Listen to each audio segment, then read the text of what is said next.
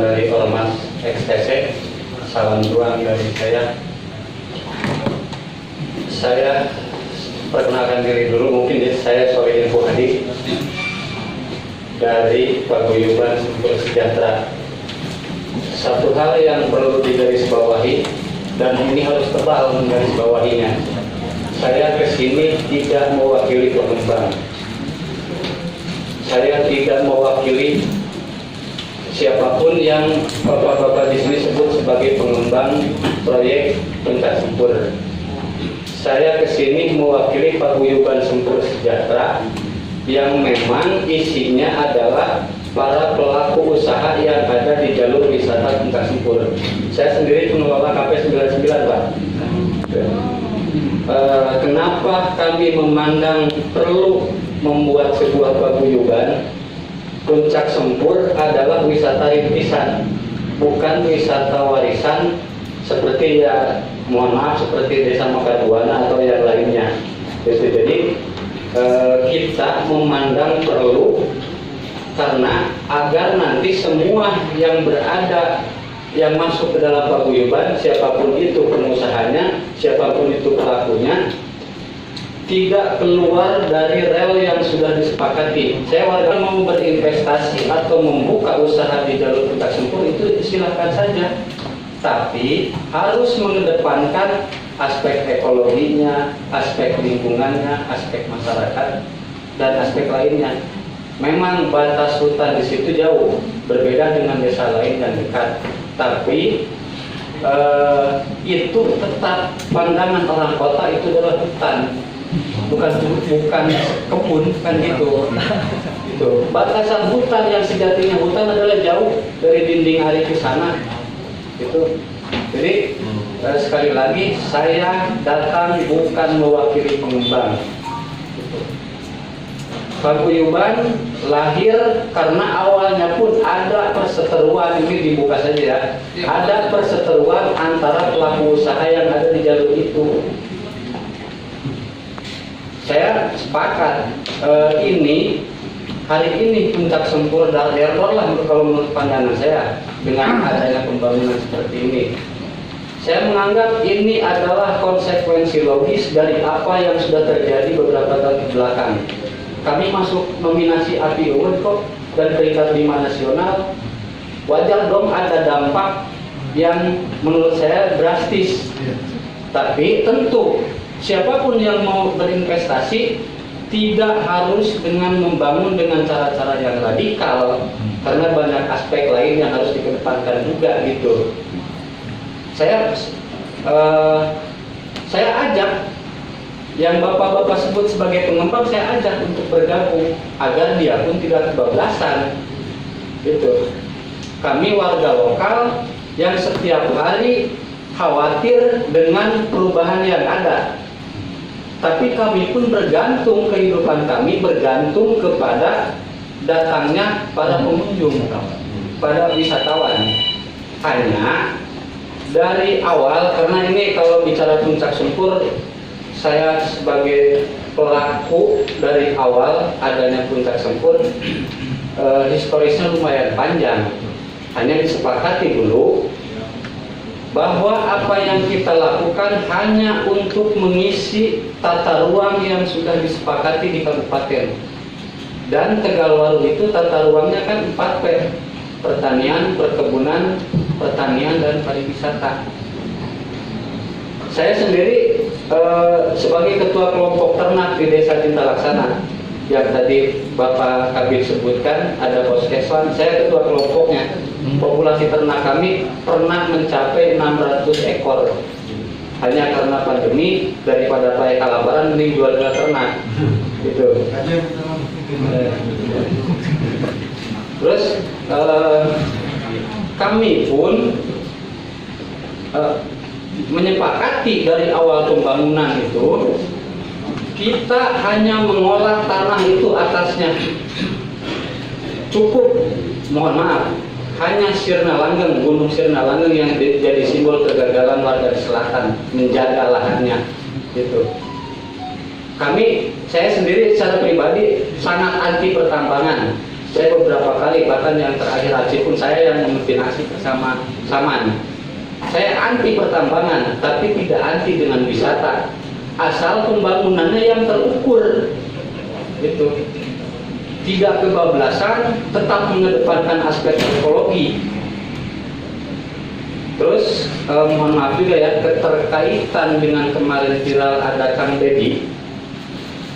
Itu sebetulnya memang saya juga tergabung dalam tim Sangga Buana Wildlife Expedition.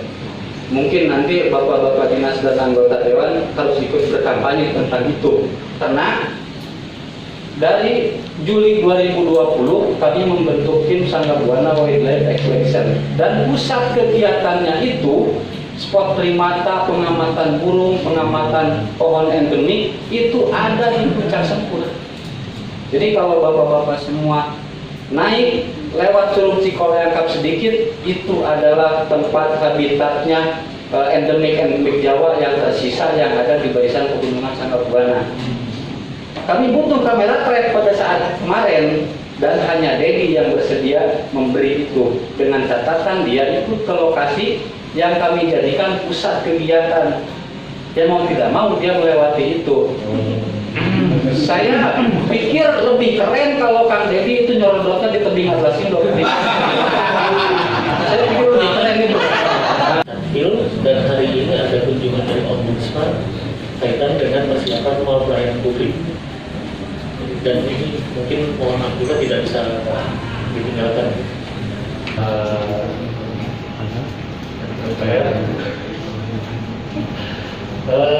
Betul waktu itu kita ada komunikasi antara saya UPR, dengan Darurat, dengan Bani. Amanat beliau sudah kita sampaikan. Jadi beberapa hari setelah kami berkomunikasi, pemilik lahan itu datang berkonsultasi. Kami harus pemilik lahan, Pak ya? Ya? Pemilik lahan. Setahu saya pemilik lahan. Coba kalau bicara secara pasti kan harus kita buktikan betul ke sertifikatnya atas nama dia. Nah itu kita belum tahu sampai saat ini. Yang pasti mewakili lokasi data berkonsultasi kami harus bagaimana? Kami Sebut aja Mawar dulu gitu ya. Ya sebut saja Mawar. Tapi tadi sudah disebutkan oleh Pak Ketua. Oh, dan ya.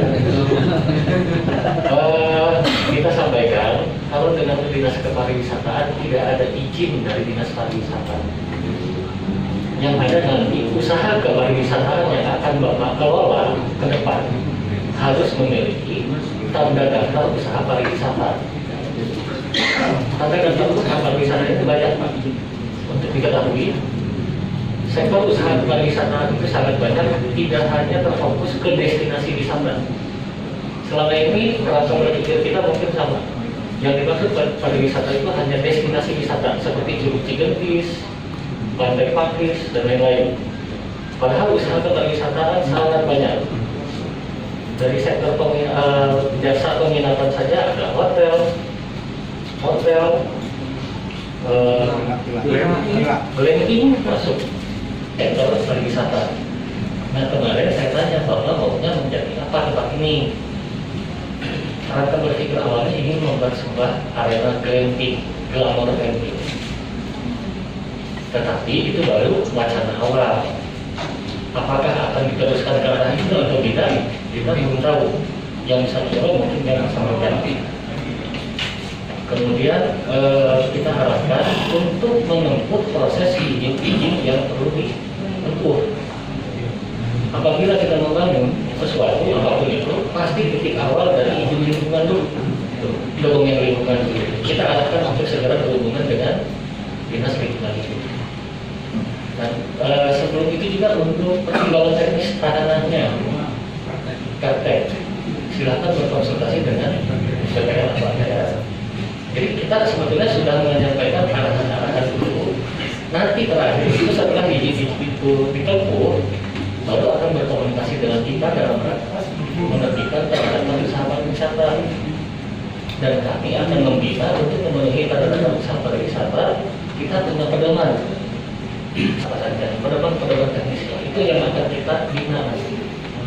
Itu fungsi kami di dinas pariwisata bukan daripada kita izin, tapi dalam rangka menerbitkan pembinaannya dalam rangka tanda kesehatan wisata. Adapun dikaitkan dengan bagaimana pengembangan kita di kawasan Puncak Sempul.